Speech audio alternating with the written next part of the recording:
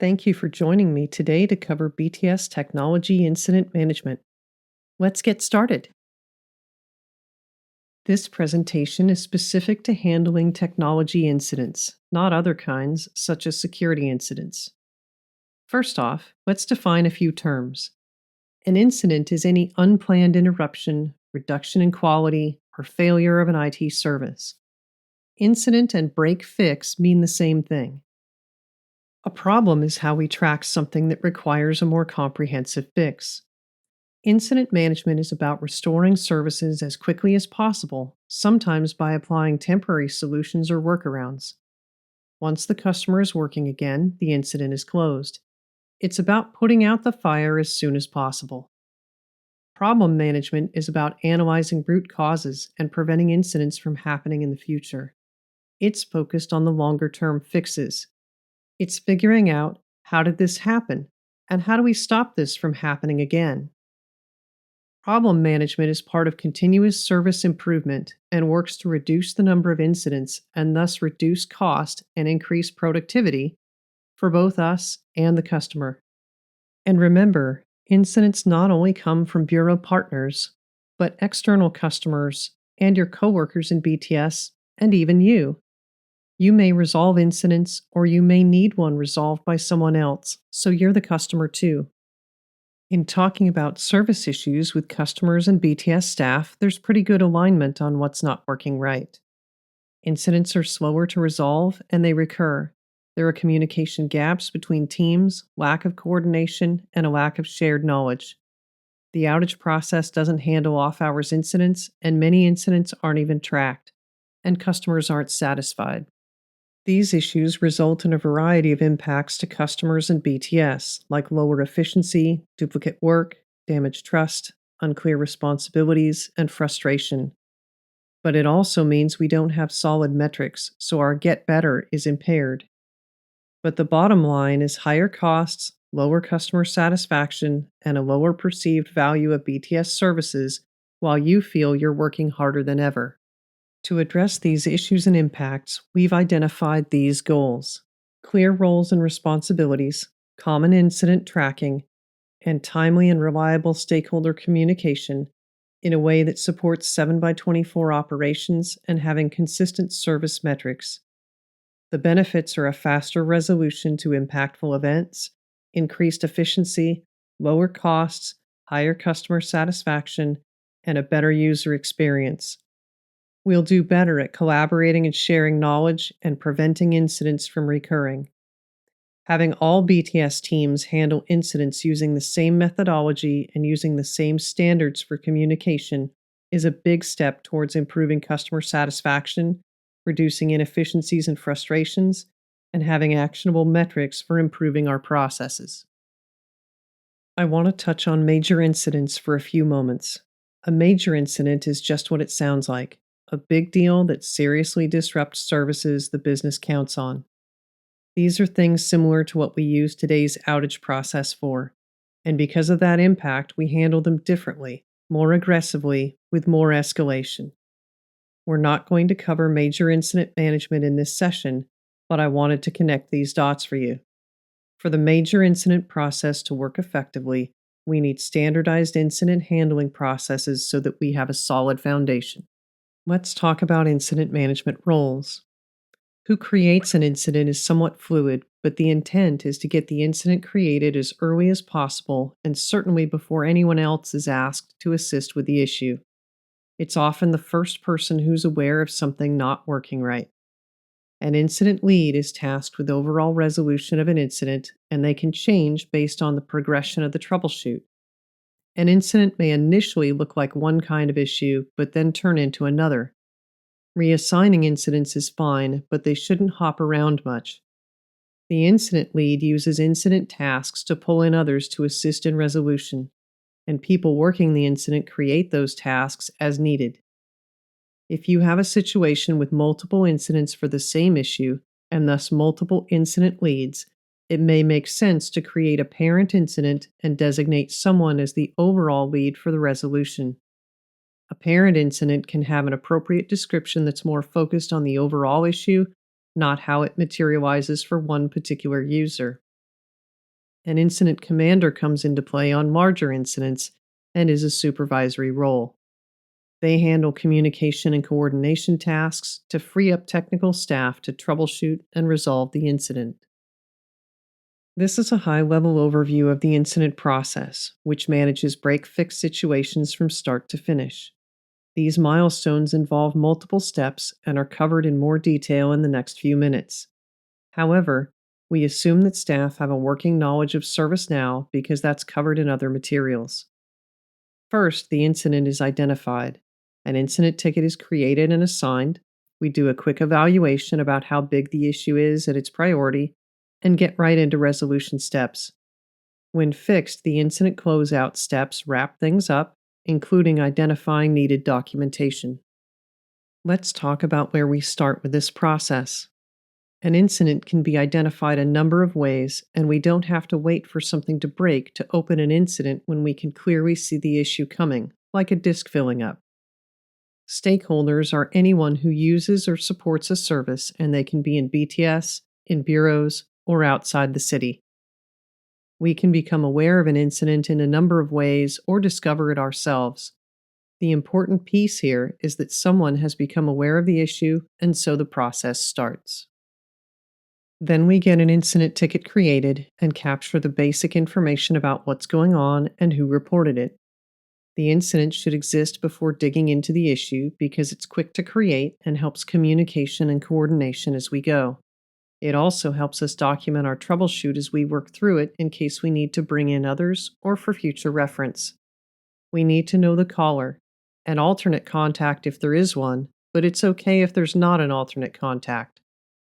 When someone in BTS is opening the incident for something they've identified, it's quite possible they already know the configuration item, so they capture that. If it's not known, we have later opportunities to identify it, so it's not a deal breaker if we don't have it now. Channel is important, especially when it's on-call pager. This is how we report on pageouts and what's causing those pageouts. Every pageout circumstance should result in an incident with the channel set correctly. The short description allows someone to understand the basic impact and tell the difference between similar incidents. Description is where the rest of the core detail goes: what's being reported, who's impacted, and how. Basically, whatever information we have that someone else might need to work the incident. The description can be revised as we go for clarity, especially as we eliminate sources of the issue. But remember that the description is customer visible. Incident evaluation is a quick but critical step to evaluate the incident's impact urgency, assignment, and communication and coordination steps needed. This step ensures everyone handling this incident will be on the same page for priority, who's on point for resolution, and communication steps. With practice, these steps become fast and nearly automatic. Let's look at these pieces in a little more detail. Now we take a quick moment to assess the impact and urgency fields. This is important so that anyone else working on the ticket has the right sense of urgency about it, and so future reporting will have the right information. Impact is how broadly the service is affecting customers, from an individual to citywide. Urgency is how many users of what level are being affected, from an annoyance in an individual app to business critical or public safety issues. Impact and urgency together are used to calculate priority, which triggers service level agreement targets in the system for incident response, resolution, and escalation. Be aware of and address disconnects between urgency a customer states in a description and what the fields indicate, such as a case where the impact urgency is low, but the description indicates a critical need. As new information comes in, it may be appropriate to adjust the impact and urgency. For example, where an incident that was thought to impact just one user turns out to be affecting many users. The ticket is then assigned to the team best positioned to resolve the incident. Usually, that's the support group of the configuration item if one was identified. If you're on that team, you may also assign it to a person, maybe even yourself. If you're not on that team, the standard practice is to not assign someone and let team members assign the incident as they see fit based on availability and skill set.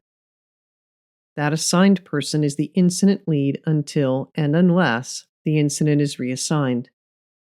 It's important that an incident always has an assigned to when it's being worked, because otherwise, what's getting communicated is that the incident isn't being worked by anyone. That may be true for a short period if an incident is being moved to another team, but it shouldn't be unassigned for a longer period of time. Incident tasks are used to pull others into the troubleshoot while the incident lead maintains responsibility for the overall resolution. This is especially powerful when you need multiple teams to check on something. If you are reassigning the incident, only one team would see the incident in their queue at a time, and there could be confusion around reassigning the incident. With incident tasks, multiple teams could see their tasks and be working them at the same time. Don't assign incident tasks or incidents without sufficient details in the ticket. Everything they need to know should be in the incident or task. The final critical component of incident evaluation is communication and coordination. Taking the correct steps here are just as important as the technical resolution and shouldn't be bypassed. With practice, this step is also quick, so it doesn't really delay incident resolution. Small incidents, things with really limited impact, likely need the least communication. But least communication isn't none. When customers don't hear from us, they have no idea we're working on their issue, so as time passes, they may become unnecessarily frustrated and escalate the ticket. Just posting an additional comment, which triggers a notification to the customer saying, "I'm starting work on your issue now," can make a big difference. But what if it's not a small incident? What if it's affecting many users or a critical service? Then the priority is to get your supervisor involved and get them handling the coordination tasks while you continue with the technical resolution. Bigger incidents escalate more quickly than small ones, and those escalations often involve executives. Fast communication to the individual reporting the incident is key, and saying you're working on the issue now heads that off. Getting the coordination request quickly to your supervisor in a clear, interruptive manner is also key. Include the incident number in that contact and add them to the watch list so they automatically see all the updates. Then your priority is to pursue the technical resolution, providing updates in the ticket as you go on an interval that's appropriate based on the incident's priority and situation. Let's touch on the supervisor responsibilities for a moment. What do they do when you tag them in to help with incident coordination?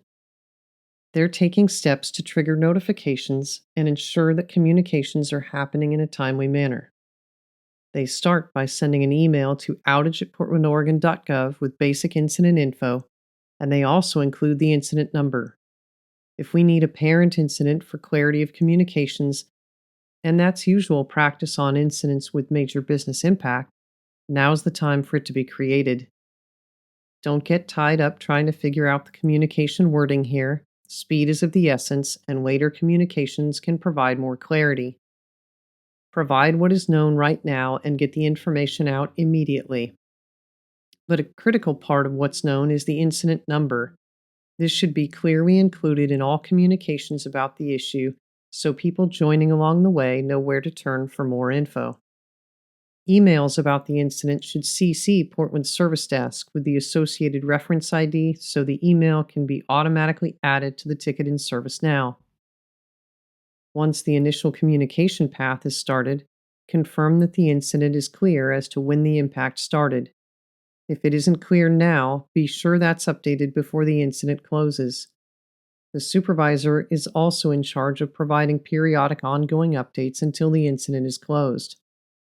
The timing of those depends on the incident, but in cases of major business impact, it's best to provide updates every hour or two. They're also assisting in adding other BTS folks to the incident's watch list so they automatically receive technical updates. Commonly, these are people like your supervisor's boss and other key stakeholders. If the supervisor needs to hand off this role to someone else, it's always being handed to another supervisor level person, not down to staff. If staff are working an incident and notifications are going out regarding it, The incident commander role is still active until such time as the incident is resolved or there is a viable workaround and communication stops. Incident management is about getting services restored as quickly as possible, and sometimes that means we use temporary solutions. After the customers are functioning again, we don't keep incident open for things like root cause analysis because that's what problem management is for. The specifics of incident resolution could take too many paths to discuss here, but the key bits are status updates and confirmation. Status updates are the regular updates added to additional comments that go to the customer or emails from within ServiceNow as the incident is worked. Providing these at key milestones along the way is important to assure the customer you're working and to prevent unnecessary escalations. Reflect on how you feel when you've reported an issue and don't hear anything for days. Eventually, you wonder if your issue is being worked or did it get forgotten. So let's head that problem off before it develops. Keep emails related to tickets within the system because otherwise you're increasing your workload and potentially missing information. If that information isn't captured in the ticket, it may not be possible for others to determine communications have been sent or what was said, resulting in confusion and rework. Confirmation is an interaction with the customer when you believe you've fixed the issue to get confirmation back from them that things are working. We can head off the issue of the customer not responding with proactive language like, I believe I've resolved the issue. Please confirm that it's working for you. I know you're busy, so if I don't hear back within a few business days, I'll assume you're all set and I'll resolve the ticket. Set the incident to on hold a waiting customer and give them a reasonable amount of time to respond. Incident closeout is really two steps: review and resolution.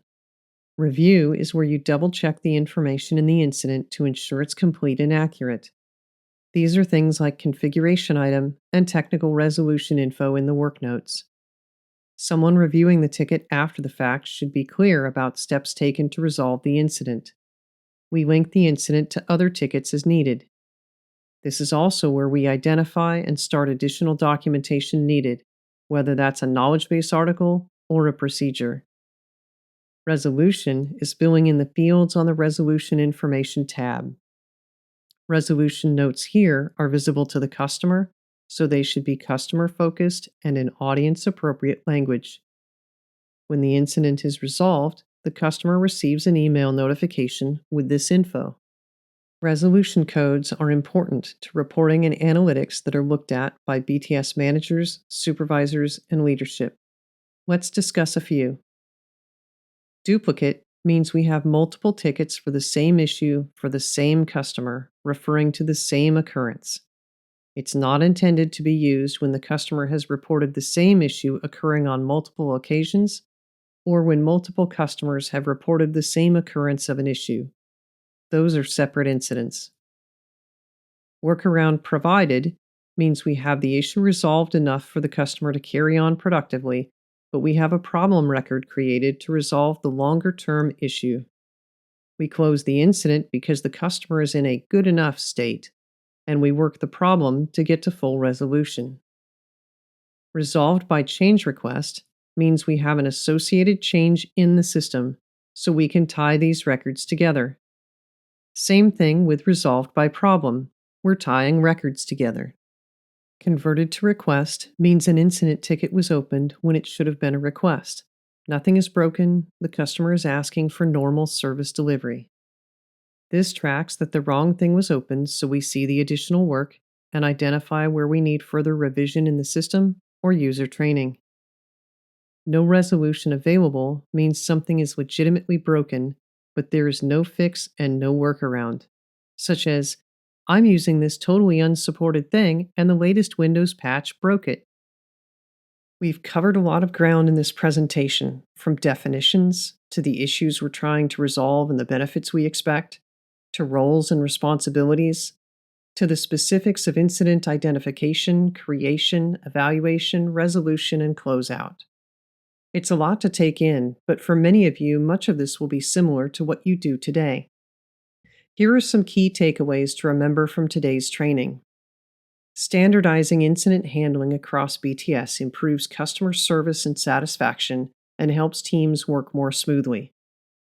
Whoever becomes aware of an incident can create the incident ticket, but the goal is to create it quickly as one of the first steps in working the issue. The incident commander role comes into play on incidents with larger customer impact and criticality, and this role is always a supervisor or manager to free up staff for troubleshooting. Impact and urgency are important to review and set correctly, adjusting as needed. And finally, the steps for communication are just as important as technical resolution, so don't deprioritize or delay them. Next steps are to speak to your supervisor about any questions and begin applying these standards and processes immediately. We're happy to answer any questions you have about the material.